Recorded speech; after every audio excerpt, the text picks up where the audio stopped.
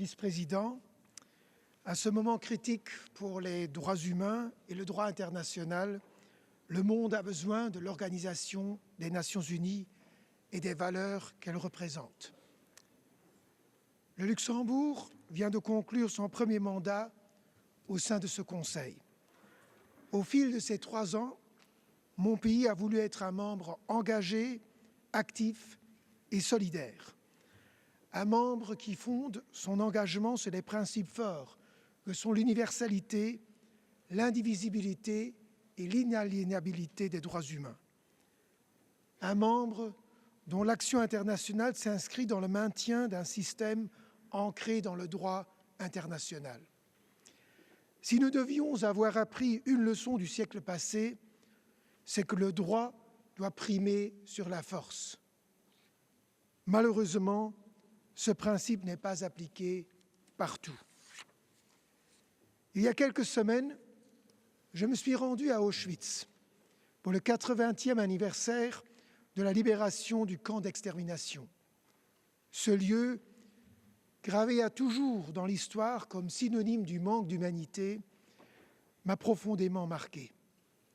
80 années ont passé depuis ces actes inhumains, mais le choc persiste.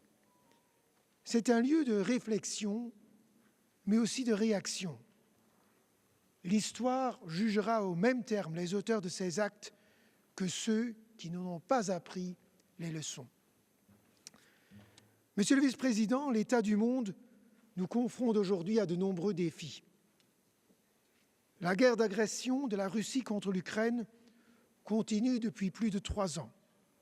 Depuis 3 ans, un membre permanent du Conseil de sécurité des Nations Unies mène une guerre d'agression meurtrière contre un pays souverain, violant ainsi l'un des principes les plus fondamentaux de la Charte des Nations Unies. Nous exhortons tous les pays d'user leur influence pour faire cesser cette guerre d'agression injustifiable. Les pourparlers de paix doivent être inclusifs et basés sur le droit international afin de garantir une paix juste et durable. Rien sur l'Ukraine sans l'Ukraine, rien sur l'Europe sans l'Europe. 1 an et demi à peine après les atrocités criminelles et inacceptables perpétrées le 7 octobre 2023 contre des citoyens israéliens par la Hamas et d'autres groupes armés, la bande de Gaza est en ruine. L'accord de cessez-le-feu et le retour des otages doit à tout prix être respecté et conduire à une cessation durable des hostilités, y compris dans ce contexte, la distribution en toute sécurité d'une aide humanitaire considérablement renforcée dans toute la bande de Gaza à tous les civils palestiniens qui en ont besoin. Tout déplacement forcé de la population de Gaza est inacceptable au regard du droit international humanitaire. Ces situations montrent à suffisance que le monde doit être gouverné par la force de la loi et non par la loi du plus fort. Monsieur le Vice-président, depuis sa création en 2006, ce Conseil a joué un rôle dans de nombreux conflits, du Soudan à la RDC, du Myanmar au Venezuela. Un autre exemple est la situation en Afghanistan, qui a largement disparu de nos écrans sur arrière-fond des troubles géopolitiques dont je viens de parler, mais le régime taliban continue à étouffer les femmes et les filles afghanes. La régression démocratique dans de nombreux pays est inquiétante. Le Luxembourg sera toujours du côté de ceux qui se battent pour la liberté, la démocratie et les droits fondamentaux inscrits dans les pactes internationaux des droits. Au Bangladesh, les manifestations d'étudiants ont mené à un renouveau démocratique. En Syrie, la chute du régime Assad donne un nouvel espoir à des millions de Syriens.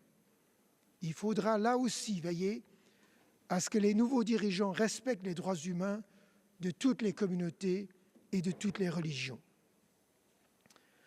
le Haut-Commissariat doit accompagner les gouvernements prêts à améliorer leur gouvernance et la protection des droits humains. Pour cela, il a besoin d'un financement stable et prévisible. Le Luxembourg y participe par son partenariat stratégique avec le Haut-Commissariat pour les années 2024 à 2027. Cela dit, il ne s'agit évidemment pas seulement d'apporter un soutien financier, mais aussi d'affirmer nos valeurs pour la défense des droits de l'homme. L'avenir peut sembler inquiétant, mais il n'est pas figé.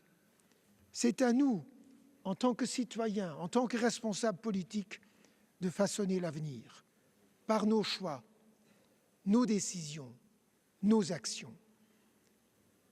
L'ordre international, fondé sur le droit, et notamment sur la Charte des Nations Unies, doit être défendu résolument. La dignité humaine, la solidarité et l'égalité de tous les êtres humains sont non négociables. Cet ordre international et l'approche multilatérale fournissent la base pour la paix et partant pour tout progrès en matière économique et sociale.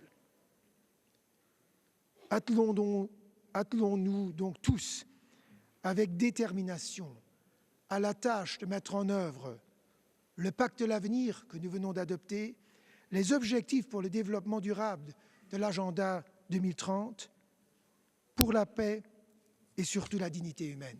Je vous remercie.